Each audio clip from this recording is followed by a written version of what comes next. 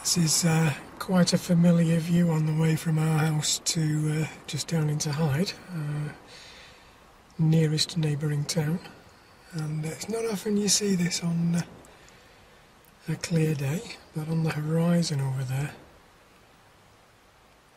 if I can pick it up, there we go, is our local landmark. A little folly known as Hartshead Pike. I'll have to get up there and see if I can see the view from the opposite direction. It should be quite spectacular on a day like this. That's a nice scene for a late summer's day. It's such a pity the surroundings are somewhat spoilt by the noise of the traffic from the main road just behind me. It's Peak Forest Canal. I'd love to live in a narrowboat. Fantastic.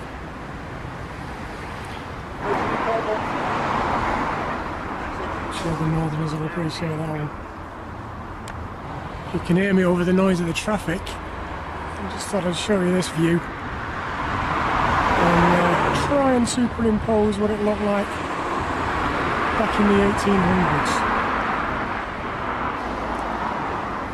There used to be a coal mine, and back in 1889 there was an explosion here, which very sadly resulted in the loss of quite a number of lives.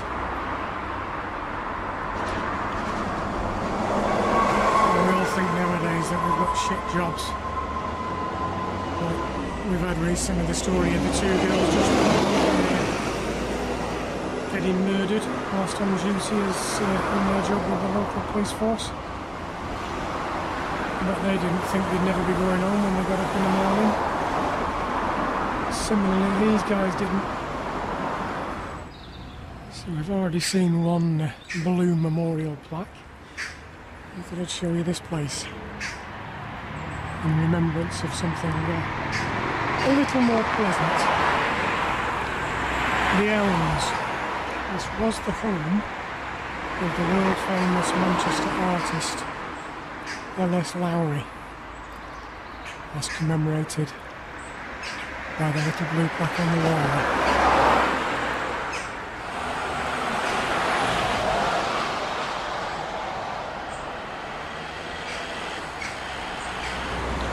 And I'm very pleased to say, if you can hear me above the noise of this traffic, that we can now meet the man himself, Mr. Lowry. I know it's a bit brass monkeys out here this morning, but it's bloody ridiculous. He's frozen solid, the poor chap. He's busy painting at the moment.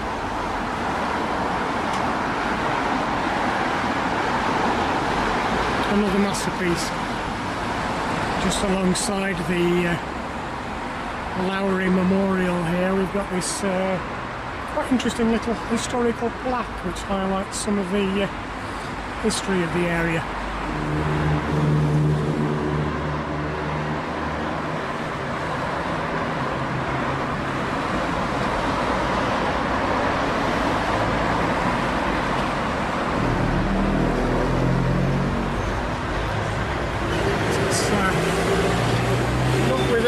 Controversy, this plaque, when it was first put up, because just in the corner here there's a memory of our local council leader who used to live at number 8 up the road.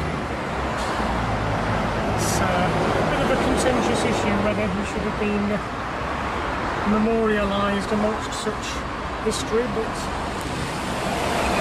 one man's meat is another man's poison, I suppose. When we were kids, we'd often come up this way in the car with the folks, and it was always a family game to see who could spot the frog. And there indeed is the frog. Any Forteans out there amongst you may well recognise this story.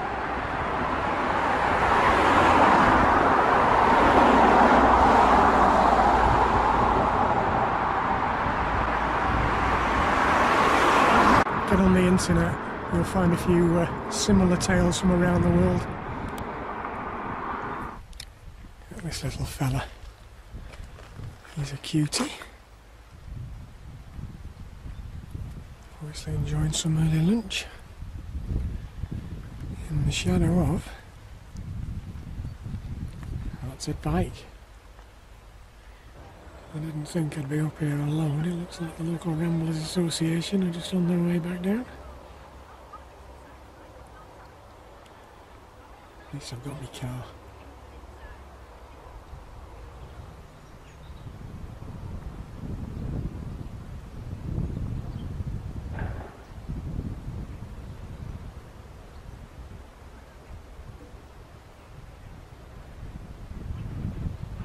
Yes, another memorial. A bit more impressive than a blue plaque.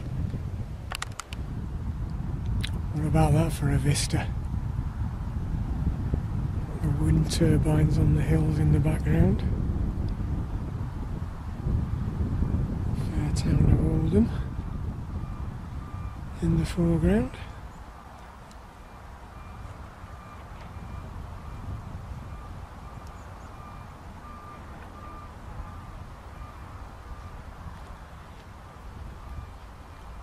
City of Manchester, with a little heart-shaped cloud floating above it.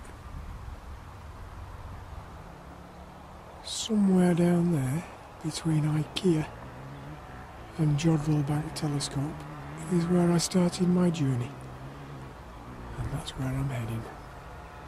Back home for a cup of tea. Just behind me you can see TV film crews, police cordons. I thought it would be very remiss of me on this trip round memorials not to pay a quick visit to see the floral tributes being laid out to the 2 young police officers that were murdered on this street some days ago. The flowers may be far more transient, but I think the memories will live in people's hearts for a lot longer. Take care, guys.